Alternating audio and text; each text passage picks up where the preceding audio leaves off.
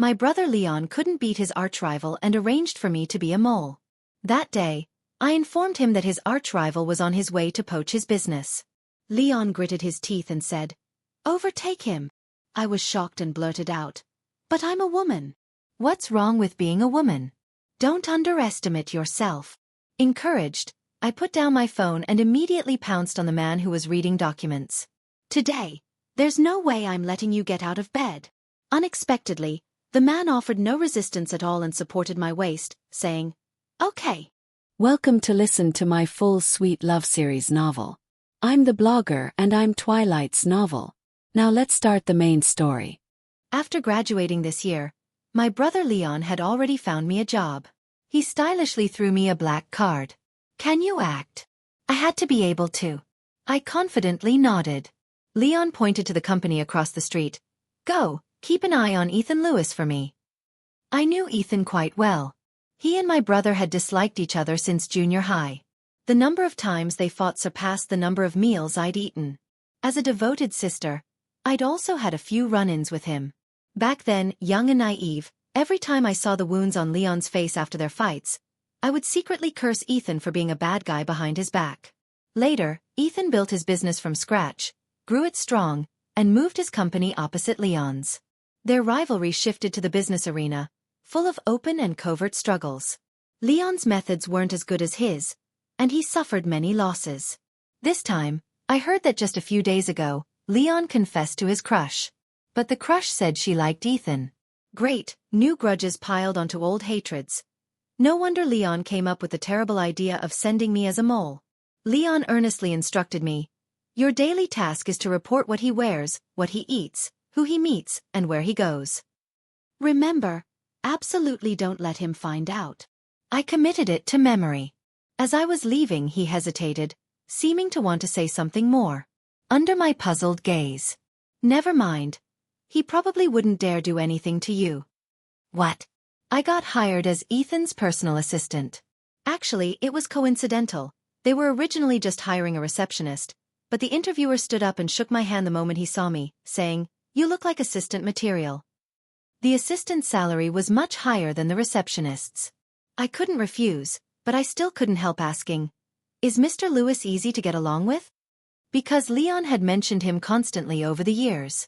My impression of Ethan was that he had a bad temper, was highly manipulative, rude, and stingy. He had no redeeming qualities. I didn't know if I said something wrong, but everyone present fell silent, sitting stiffly upright. The interviewer seemed to glance subtly behind me. "Mr. Lewis? He's very nice, approachable, gentle, considerate, a homebody good guy, doesn't drink, smoke, or go clubbing, and crucially, has no messy relationships with the opposite sex." Ha! That was a bit too detailed. Sounded more like praising a potential boyfriend than just the boss. Maybe I was overthinking it. Just as his words fell, footsteps approached from behind. The new assistant? I turned around abruptly and almost bumped into someone. Ethan took a step back. Compared to his younger years, his shoulders were broader, his legs longer, impeccably dressed in a suit, every movement exuding refined elegance. He was no longer the young Ethan who had to spend all his pocket money to buy me a cup of milk tea. The only thing unchanged was that his face was still strikingly handsome. I told myself not to be nervous. I had been abroad these past few years. Leon said I was very different from before, and Ethan wasn't that familiar with me anyway, so he definitely wouldn't recognize me. "What's your name?" Indeed, he didn't remember me. I breathed a huge sigh of relief. "Luna." The man nodded expressionlessly and glanced at his wristwatch. "I'm just about to visit a client. Come along?" He said it so politely. It sounded like he was asking if I wanted to join him for dinner. Ethan only took me with him. He said his executive assistant was on leave, so I was hired to fill in temporarily. That instantly dispelled my doubts. "Can you drive?" I said very softly that I had just gotten my driver's license. The unspoken part was that in the first week after getting it, I wrecked 3 of my brother's cars. Ethan didn't say anything, opened the driver's door, and drove himself. Before coming, I had specifically looked up some workplace rules. If the boss is driving, don't sit in the back. I opened the passenger door and saw a fresh bouquet of flowers on the seat. Ethan fastened his seatbelt, The client gave it to me, do you want it? It was quite beautiful. White roses, my favorite. As I picked it up, a necklace fell out. A lady's style. Instantly, the flowers felt hot to the touch. I better not. Just as I was about to put it back, the man pursed his lips. It was given by a male client. That made me even more reluctant to take it. Ethan looked utterly regretful. He muttered to himself in a low voice. What a terrible idea. I didn't hear it clearly and didn't dare ask more. Ethan's car was very clean, not implying my brother's car was dirty. It was just that Leon cared deeply about his image, spending more time managing his appearance than his company, practically pickled in cologne. Why did you think of coming here? The driver suddenly asked. Here it comes. I recited the lines Leon gave me. Good benefits, good management. Then I added, good boss. Ethan showed no reaction after hearing this, just his eyelashes fluttered slightly. I thought that making a good impression on the boss on the first day was important. Compliments are the best way to build rapport. Mr. Lewis, you're so young, your career is so successful. You probably don't have any worries left, right? The man steered with one hand. I didn't before, but now it seems I do. How so? The light ahead turned red. Ethan gently braked, tapping his fingers rhythmically on the wheel, smiling without answering. My gaze moved from his face to the back of his hand. There was a scar left there many years ago. Actually, he could be considered my savior. In my first year of high school, I wasn't familiar with the school. While running an errand for a teacher to deliver something to the head teacher, I took a wrong turn and accidentally passed a group of students smoking. That school was strict. Getting caught could mean calling parents was the lightest punishment. One of them blocked my way and warned, "If you tell, you're finished." I didn't want to meddle anyway, so I nodded casually and left. But the next day, that group was reported to the teachers by someone. It was a huge commotion. Then after school I got cornered. Leon disappeared the moment he left the school gate. Hoping for his help was futile. Someone shoved my shoulder. It must have been you who snitched, making my mom slap me right there. Stand still, let each of us slap you once and we'll let you go. I said it wasn't me. They didn't believe me. A familiar figure walked past the intersection ahead. I couldn't care less. Bro, help me. Ethan was wearing a clean school uniform, holding books. Who would have thought that such a quiet-looking, studious good student could fight just as fiercely as my brother? No wonder Leon always called him a mad dog. The leader scoffed at my cry for help. Do I not know if Ethan has a sister? Do you just call anyone bro? Ugh, so shameless. Seeing I wasn't cooperating, they grabbed my hair to prevent me from running. What are you waiting for? Get her. The next second, the stinging pain on my scalp vanished. In my line of sight was a glimpse of a black and white school uniform. Ethan grabbed that person's wrist. It didn't seem like he used much force, but the guy writhed and begged for mercy in pain. Apologize to her. The group looked at each other. Why should we? She got me suspended. Beating her up is light. Enough talk. Ethan suddenly pulled me into his arms and blocked something flying towards us. Someone had thrown a piece of broken glass. Its sharp edge lodged directly into the back of his hand. If he hadn't blocked it, my face would have been ruined. That day, when my brother arrived after getting the call, Ethan had already left. He refused my thanks. He calmly took off his school uniform jacket to wrap his hand and stop the bleeding. He reminded me, wait for your brother after school from now on. I obediently said thank you. The boy walked a few steps, stopped, and turned his head. If you really want to thank me, then change how you address me. I was instantly embarrassed. Had he heard me calling him a bad guy behind my brother's back? It was very coincidental that my brother was also there. His posture was arrogant. The moment his archrival appeared, the two exchanged silent glances. I could almost smell the gunpowder. Leon quickly glanced at me. I secretly gave an okay sign. The only empty seat was the one between Ethan and my brother. I sat down with a sense of foreboding. Someone joked, Mr. Lewis, this new assistant of yours looks so much like Mr. Leon. Leon and I both stiffened nervously, our movements synchronized. I was trying to think of an excuse. Perhaps, good-looking people just look alike. We both looked surprised at Ethan, who had interjected. The man blinked slowly and added, I am too. A waiter poured wine for my brother. I instinctively blocked it. He's allergic to alcohol. The room instantly fell silent. Eyes darted between me and my brother. But my brain has always been quick. I moved the cup aside. Right, Mr. Lewis? I remember you don't drink much. That was quite a leap in logic. Ethan, who was holding a teacup, paused. Your memory is excellent. Surely no one suspected anything? I thought hopefully. Just as I picked up the water glass beside me to drink, someone stopped me. You're allergic to alcohol too. Well, now it was even quieter. Ethan acted nonchalantly and handed me a cup of plain water. My brother was getting restless. He kept his head down, frantically texting. How the hell does he know? Isn't today your first day? Have we been exposed? That shouldn't be. We were acting pretty well. My phone on the table was buzzing incessantly with incoming messages. My heart leaped into my throat. Ethan frowned slightly but then continued talking to the client beside him as if nothing had happened. Close call. He was nearsighted. I thought about it. I probably mentioned my alcohol allergy when asked during the interview if I could socialize. Finally, it dragged to an end. I instinctively started to follow my brother. Someone gently tugged my sleeve. Wrong way. Ethan carried his jacket in his hand. He had unbuttoned the top 2 buttons of his shirt earlier because he felt hot. He didn't smoke or drink, so there was no unpleasant smell. Leon very casually walked past and made a phone gesture near his ear. I understood. He stuffed car keys into my hand. You drive. Ethan pursed his lips. I'm sleepy. No choice, I had to brace myself and drive. Luckily, there weren't many cars on the road. Ethan got in the passenger seat, tilted his head, and fell asleep. Leon couldn't wait to call. I grew cautious and called out to the person beside me a few times before answering. No response. Great. I put it on speakerphone. Is that guy with you? He's asleep. Leon immediately lowered his voice, sounding sneaky. All right, drive the car to the suburbs. I'll bring people right now. Tonight, we deal with Ethan directly. Then swallow up his assets. My childish brother. What? Why not suggest I just rip off his clothes right now and dump him by the roadside? That would be way more damaging than your idea.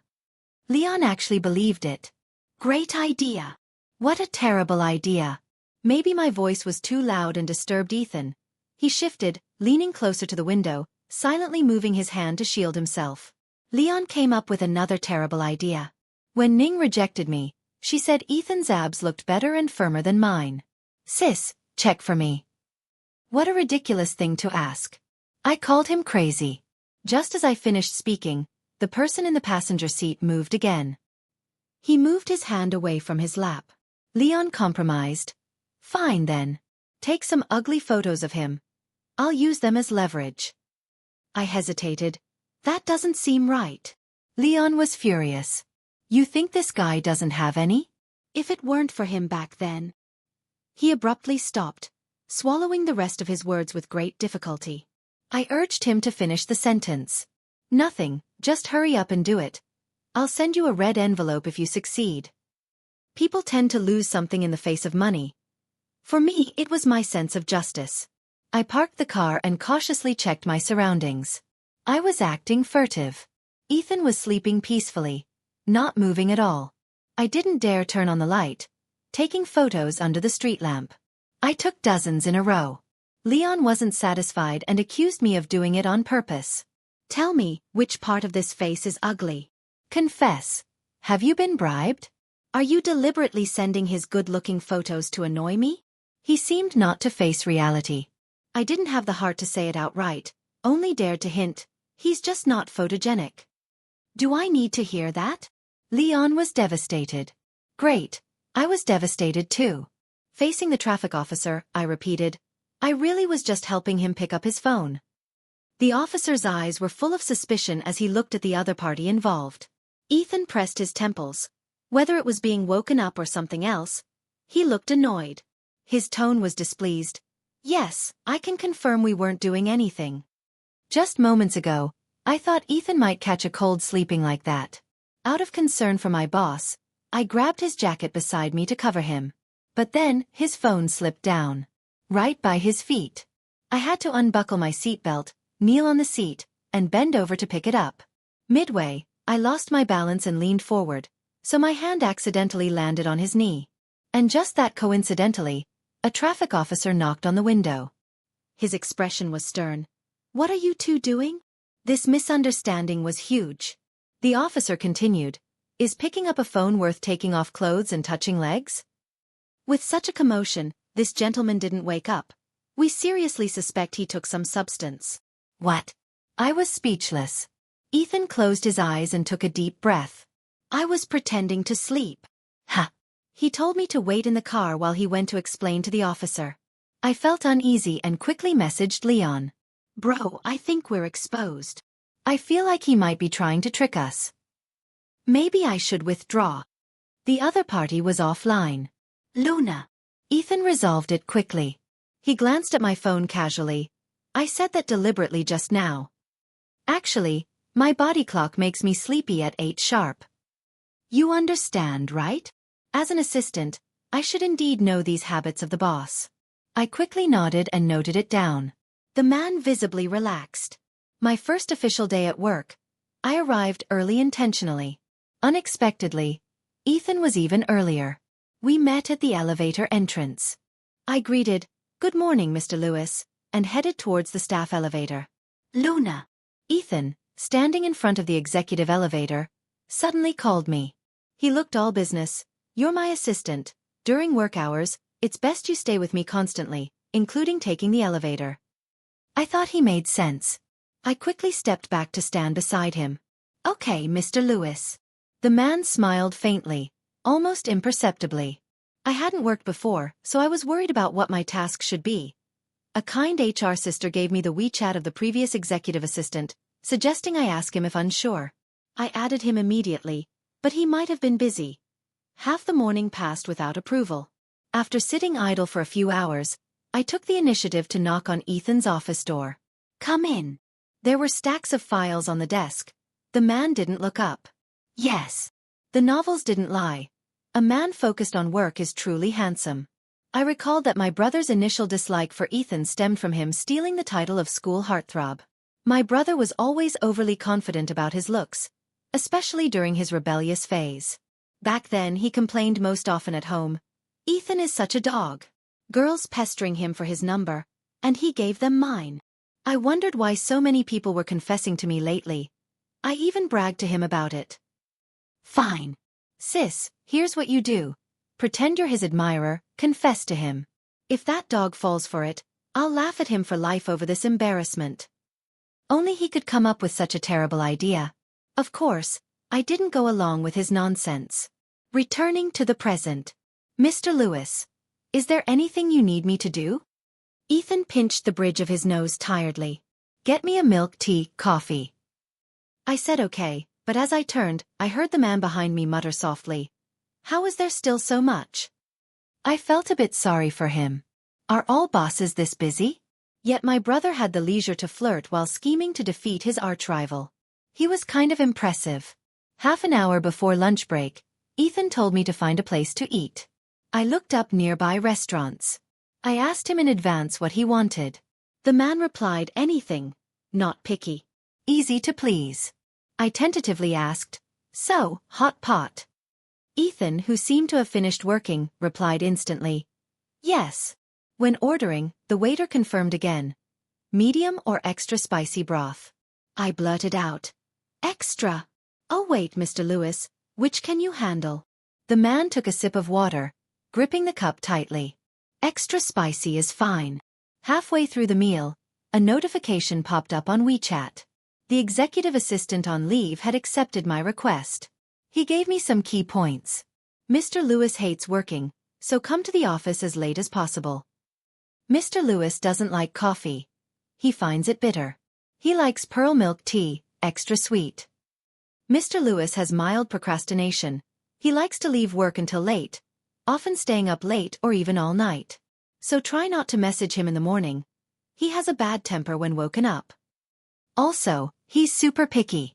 Doesn't eat scallions, ginger, garlic, celery, bean sprouts, carrots, etc. Right, he has a weak stomach. Absolutely cannot eat anything too spicy. I fell silent. I double-checked. Was the Mr. Lewis he was talking about Ethan? Getting confirmation. I couldn't help but look at the man across from me, eating extra spicy hot pot expressionlessly, not even sweating. Since we weren't close, I couldn't just ask directly. If you can't handle spicy, why eat it? Are you self-harming? How rude. Maybe he just felt like eating spicy today. I was just a small assistant. I had no right to question the boss. In the afternoon, Ethan said he had to meet a client and told me not to follow. He left in a hurry, looking unwell. I was just beginning to enjoy the freedom of no supervisor. Soon, my brother sent a picture from the hospital. Little sis, your big bro is injured. Leon liked to make a big deal out of things, so initially, I wasn't too panicked. I played along and asked what happened. He sent a picture of his arm stitched up. Almost needed you for a blood transfusion. Well, on the way to the hospital, I messaged Ethan on my phone. He was probably busy. No reply. I arrived before remembering I hadn't asked Leon which ward he was in. Just as I was about to call and ask, I saw a familiar figure sitting on a bench in the distance. Ethan looked pale, leaning back with his eyes closed, clutching his stomach. He was getting in for alone. I felt a bit guilty. After all, if I hadn't suggested hot pot at lunch, guilt made me forget why I was at the hospital. Mr. Lewis, are you okay? The man instantly opened his eyes, a flash of panic in them. He explained awkwardly, I'm fine. Just had nothing to do, came here to sit. I stared at his pale face, speechless. My feelings were complicated. Did he think I was stupid? Whatever. Men are all stubborn. Like my brother. That time he got bitten by one of his girlfriend's dogs. The wound was pretty big. But he acted nonchalant, just a small scratch. 10 more bites wouldn't matter. Then, while getting the rabies shot, he clung to my arm, howling. That dog is so bad. Biting me where? My butt. I'll never forgive that dog. Understood. I didn't expose Ethan either. I asked the nurse about precautions after a stomachache and got him warm water and congee. The man had fallen asleep. The hospital chairs were hard, so he kept shifting uncomfortably. I couldn't stand it and let him lean on me. The man's furrowed brow slowly relaxed. But the peaceful atmosphere was shattered by my brother's roar. His right arm was bandaged, so he pointed at me with his left hand, shaking with anger. He stuttered, "You," several times. Ethan looked irritated at being woken. He stared intently at my brother. Even at this moment, I hadn't forgotten the mole mission. I urgently cut off whatever Leon was about to say. Mr. Leon, what a coincidence. How fateful to meet at the hospital. Making big money lately? My brother ignored me.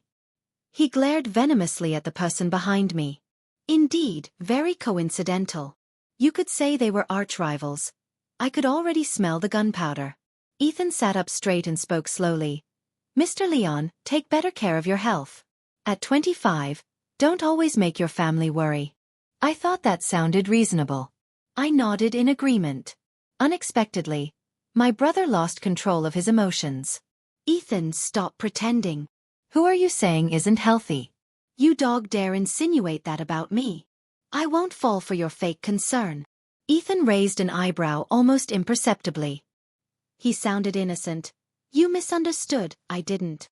Assistant Luna, wouldn't you agree? I also thought he hadn't. Ethan's face was his justification. He was clearly concerned about my brother.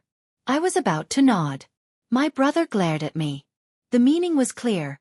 Dare to side with him, just try. I didn't dare. But, I rebutted softly, Mr. Leon, you might have misunderstood our Mr. Lewis. He's a good person. Ethan's expression faltered slightly. My brother left, looking wronged. He questioned me on the phone. Confess, have you defected? Luna, snap out of it. Don't be fooled by his manipulative talk. I thought his prejudice against Ethan was too strong. He was perfectly nice. Gentlemanly, polite, steady. Bro, don't think of him that way. Ethan isn't as bad as you think. Leon exploded. He even asked an immature question. If Ethan and I fell into a river, Who would you save? I didn't follow the script. Wrong, I can't swim. The question should be, if I fell into a river, who between you and Mr. Lewis would save me first? My brother, already sidetracked, instantly replied, Of course me. He can forget about it. Ethan needed to rest at home for a few days. My job was to bring company matters to his house. Unlike the domineering CEOs I imagined, Ethan's home was quite warmly decorated. It made you not want to leave. I secretly noted it down, planning to decorate my new apartment the same way. More surprisingly, he also had a beagle. Yes, the notorious beagle breed. I suddenly felt genuine admiration for Ethan. The man held a ball. Milk tea, show off your special trick. So, this beagle named Milk Tea flopped onto its back and smoothly rolled to my feet, barking. Ethan explained, he's asking for pets. Good dog. Since I had to come often, Ethan added my fingerprint to his private door lock. I didn't think much of it. After visiting frequently, Milk Tea seemed to regard me as a second master. Sometimes even his real master's calls wouldn't work. He insisted I pet him before leaving. So clingy. I heard pets resemble their owners, but I didn't see it. From my time interacting with him, Ethan was a person with strong boundaries. For instance, when a client's daughter asked him to dinner, the man calmly sat farther away, his expression unreadable. Sorry, I have work later. He even used me as a shield. Right, Assistant Luna? Another time, I accidentally witnessed someone asking for his WeChat. He used me as a shield again. If it's business, you can add my work account. If it's personal, I'm sorry, I refuse. Right, Assistant Luna? So chaste and detached. Wrong. Wrong, wrong. At home, Ethan wasn't like that. It was actually quite awkward. That day, after leaving his place, I realized I'd forgotten a file. The company needed it urgently. I messaged him on the way back. The man didn't reply. I just entered the fingerprint and went in. Then, froze in the doorway. Ethan had just been showering. His hair was half dry, his eyes soft from the water. I finally saw what lay beneath the suit. Broad shoulders, narrow waist, a standard inverted triangle frame. Water droplets trailed down his chest, disappearing below where a towel was loosely tied around his waist, looking ready to slip off with a tug. Turns out I didn't dislike muscular men. I just disliked unattractive ones. I quickly averted my eyes. Mr. Lewis, sorry to disturb. The man seemed to say, no disturbance. But before I could analyze that. Milk tea. Ethan instantly changed expression, grabbing his towel tightly to protect his modesty. The evil beagle activated. Milk Tea clamped down on the towel with the same ferocity he used to snatch sausages. With one tug, the only thing covering Ethan was gone. The man instantly flushed red, grabbing a nearby cushion to cover himself. He was so angry he could barely breathe. That wasn't what I meant. Then what did you originally mean? I tactfully turned around, smiling secretly to myself. That size was impressive. Whether he wore underwear became irrelevant. I decided I wanted a boyfriend like that someday. Ethan had been avoiding me lately. He wouldn't meet my eyes when speaking. I understood. Anyone would feel uncomfortable after that. But letting this continue seemed unwise. I wanted to reassure him. It's fine, Mr. Lewis. Everyone gets seen naked eventually. He stayed silent, staring at documents with reddening ears. No reaction? Maybe I missed the mark. My mouth moved faster than my brain. Honestly, you're the largest I've seen. And the most impressive. A pen clattered from his hand. He covered his eyes, voice muffled. Stop talking. His face looked flushed. Seizing the moment, I joked, if needed, I'll take responsibility. Ethan froze. He lifted his gaze. Okay. Ha! What did that mean? Was it what I thought? Leon suddenly transferred me large sums. I accepted out of habit. Drinking again? My brother always sent money when drunk. He'd shamelessly demand it back sober. Your brother's rich now. Leon sent excited voice messages. Finally closed the deal with Cheen Corporation. I'm celebrating today. Name what you want. Despite his immaturity sometimes, he treated me well. Always said yes. Since he was happy, I'd share unhappy news. Bro, what's the biggest hurdle if I pursue Ethan?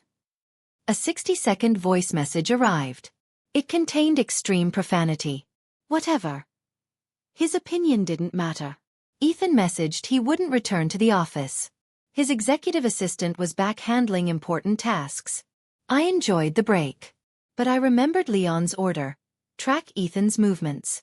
I texted Ethan, looks like rain. Where are you? I'll bring an umbrella. A weak excuse but my best. Ethan took the bait. Meeting Cheen Corp CEO. Want to join? I stood instantly. Texting Leon immediately. Of course he was unavailable then. Frustrated, I sent angry voice notes. Leon, where are you? Ethan's poaching your deal. Code red. Luckily, I'd driven today. Catching up was possible. Spotting his license plate ahead, Leon finally responded, holy shit. Block him now. That silver-tongued snake will convince Cheen. Sis, where are you? Buy me time. I'm heading to Cheen now. Nervousness crept in. I replied, right behind Ethan's car. Leon went offline again. Waiting meant failure. I texted Ethan, car trouble. I added a pitiful emoji for effect. Work comes first. I'll survive the rain. My health's always been poor, but hospitals exist. Really, Mr. Lewis, I'm fine. Ethan coldly replied. Okay. My ploy failed. As I texted Leon for help, a car pulled up beside me. Ethan watched from the back seat. Luna. So fast. His, okay, meant this. I reluctantly entered the car. Leon's messages finally arrived. Ethan focused on files, ignoring me. I turned down the volume before playing them. Leon's voice slowed with rage. Overtake him. Ridiculous. I panicked. But I'm a woman. The dynamics weren't clear. Leon scolded my cowardice. Woman? So what? Show some damn confy. The message cut abruptly. That word echoed in my mind. Calm became impossible. I stole a glance at Ethan. He hadn't turned a page for ages. He loosened his tie, flushed. Raise the partition, he told the driver. Lower the AC. He seemed eager. I texted Leon instead. You're sure about me sleeping with him? I thought you hated him? Ready for him as your brother-in-law? What if he rejects me and sues? Bro. Save me if he hits me. My car. Leon yelled before his phone flew. Someone drove the wrong way. His front bumper crumpled. His favorite car. Leon stormed out to confront them. The other driver blamed him. They argued fiercely. Mid-shouting, Leon remembered his task. He found his cracked phone under the tire. Half the screen was dead. Luna's messages were fragmented. Sure. Not like him. Ready. Sue. Save me. Leon was baffled. Blocking Ethan's car wasn't a crime. His sister raced better than him. He replied reassuringly. Relax. I'll handle accidents. Ethan complains? Send him to me. I'll beat him into submission. Leon finally replied. Reading it, I doubted my eyes. He'd take blame if I slept with Ethan? How deranged. I looked at Ethan. He set aside his files, avoiding eye contact. What do you want to do to me? I steadied my breath. Mr. Lewis. I want to sleep with you. Ethan's clenched hand relaxed. I threatened weakly. Resistance is useless. He pressed his lips together. You. Could you? Mocking me? I dropped my phone and lunged. You won't leave this bed today. Shockingly, he yielded instantly. His hand steadied my waist. Okay. Then put effort into it. Teasing me? Ethan tapped the partition. Home, he ordered. Fast. Good news. I stopped Ethan from poaching Leon's deal. Bad news. My back ached. I bragged to Leon under the covers. The blanket vanished instantly. Ethan leaned close, smelling of soap. Still sore. I shook my head defiantly. Strong women admit nothing. He touched my hair. Then why were you crying earlier? Must we discuss this? And why mention your noises? Luna. His voice turned serious. You like me, right? I stared at his face. Isn't it obvious? Why else would I spy for Leon? Why else offer responsibility? Why else kiss him first? A faint smile touched his lips. His gaze dropped to my mouth. Eyes darkening. Want to kiss? I turned away. No. Ethan never accepted no. His hand slid under the sheets. Please. My brother looked utterly defeated as he came to pick me up. Seeing Ethan, his fists clenched tight. I shielded Ethan behind me. Bro, I've confessed everything to Ethan. From now on, he's your brother-in-law. Stop cursing at him. Ethan obediently echoed. Brother. My brother looked like steam was about to rise from his head. But this time he controlled himself. He said to Ethan, we need to talk. I became the unnecessary one. Ridiculous. They wouldn't let me listen, so I eavesdropped. I pressed my ear against the door. So that's the game you've been playing all along.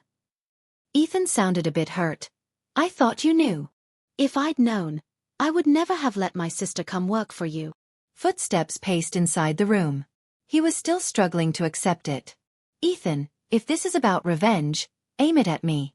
Don't hurt my sister. Brother, Ethan said, the address becoming smoother. I want to marry Luna. My brother flatly refused. Don't even think about it.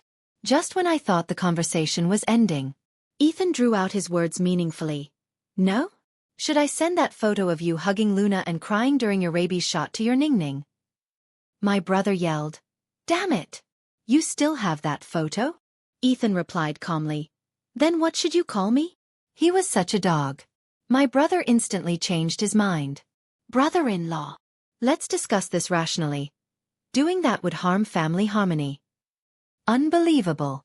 I finally understood why he was so obsessed with getting Ethan's embarrassing photo. Two idiots. I worked as Ethan's assistant for 3 months before leaving. I had to. There was a family company to inherit. No room for slacking off. He regretfully squeezed my hand. So soon, long distance? Will you miss me when you leave? What if someone bullies you? My brother expressionlessly stepped between us, forcibly separating our hands. Stop pretending. The office doors are barely 10 meters apart. You could yell across the distance using a megaphone. I scolded him for being insensitive. Ethan defended him. Don't say that, brother. He just got dumped. He's feeling down. His jealousy is understandable. My brother's fists clenched again. He issued a challenge. He would get married before us. How childish. Epilogue. Ethan's 17th year was stubborn poverty in his bones. He had no friends. The only person who came close. Mad Dog Lewis. Why did you tell Xiaoxue about the love letter I wrote to Xiaomei in class? The teenage Leon was like a firecracker, always exploding at the slightest provocation. Annoyingly loud. He'd just finished playing basketball, having splashed water on his face before coming to vent. Ethan disliked the water droplets landing on his desk and tossed him a tissue packet. Oh, thanks. Leon wiped halfway, then resumed. You're just jealous I have so many girlfriends. Insufferable. Ethan cursed back without restraint. Firecracker Leon exploded again, raising a fist. You're dead, bro. Someone called for Leon from the classroom door. Ethan subtly looked over. It was Leon's sister. Quiet. Studious. The siblings seemed nothing alike. Leon arrogantly gave Ethan the finger. He went out. He came back biting an ice pop and threw one to Ethan. My sister bought it. Couldn't finish it. It's yours. Ethan wasn't sure if this counted as friendship. But Leon never mocked him for wearing the school uniform year-round. Never mocked him for always paying tuition late. Never laughed at him only affording plain congee and pickles in the cafeteria. Leon just called him Mad Dog, Bookworm. Luna. Ethan picked up a student ID card bearing that name.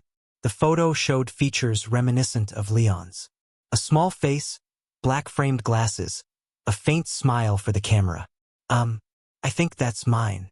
The owner had found him, pointing to the card in his hand.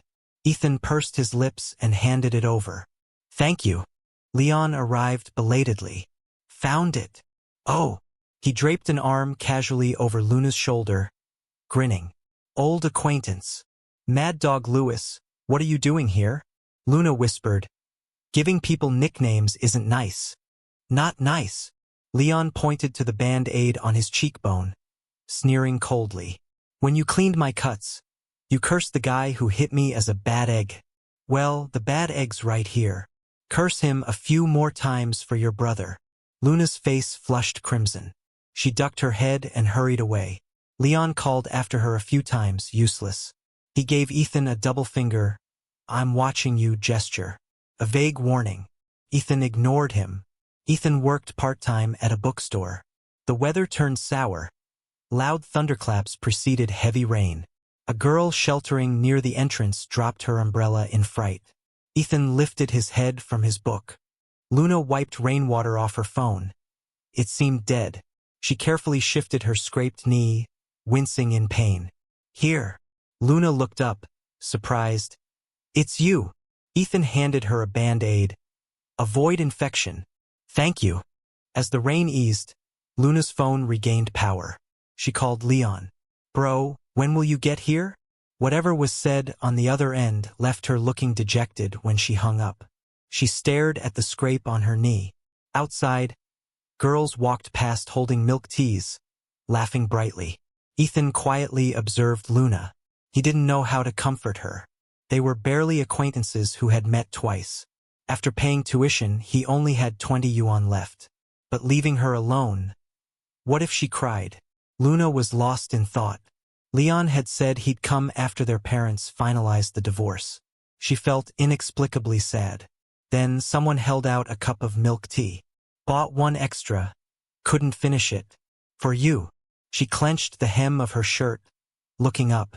Ethan looked slightly flustered. Don't cry.